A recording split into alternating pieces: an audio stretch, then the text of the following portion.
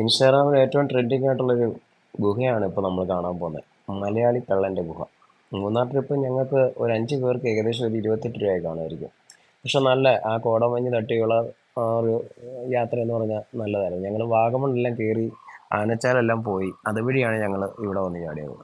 അപ്പം ഈ റൂട്ട് ചിന്നക്കനാൽ വെള്ളച്ചാട്ടം കഴിഞ്ഞ് ലോക്ക് ഹാർട്ട് ഗ്യാപ്പ് വ്യൂ എന്ന് പറയുന്ന ആ ഒരു വ്യൂ ഒക്കെ കണ്ട് നല്ല എന്താ പറഞ്ഞാലും യാത്രയൊക്കെ വളരെ വളരെ വളരെ നല്ലതായിരുന്നു. പിന്നെ എന്ന് വെച്ചാൽ ആ കോടമഞ്ഞൊക്കെ തട്ടി വരുന്ന ഒരു അനുഭവം, ആ ഒരു ഫീലിംഗ് പറഞ്ഞറിയിക്കാൻ പറ്റത്തൊരു കാര്യമാണ്.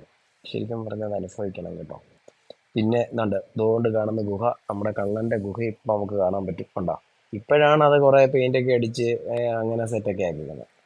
പിന്നെ Eravikulam national park, Eravikulam national പാർക്കിലൊക്കെ പോയി ആടിനെയൊക്കെ കണ്ടു.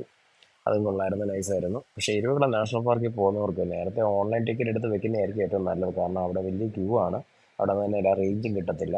അപ്പം അങ്ങനൊരു ഏരിയ ആയതുകൊണ്ട് ഓൺലൈൻ ടിക്കറ്റ് നേരത്തെ എടുത്തിട്ട് ആ നമ്പർ കാണിച്ചു കഴിഞ്ഞാൽ ഒരു പ്രിൻ്റ് ടിക്കറ്റ് തരും. അപ്പോൾ അങ്ങനെ എടുത്തുകൊണ്ട് പോകുന്നതായിരിക്കും ഏറ്റവും നല്ലത്. Okay, bye, see U.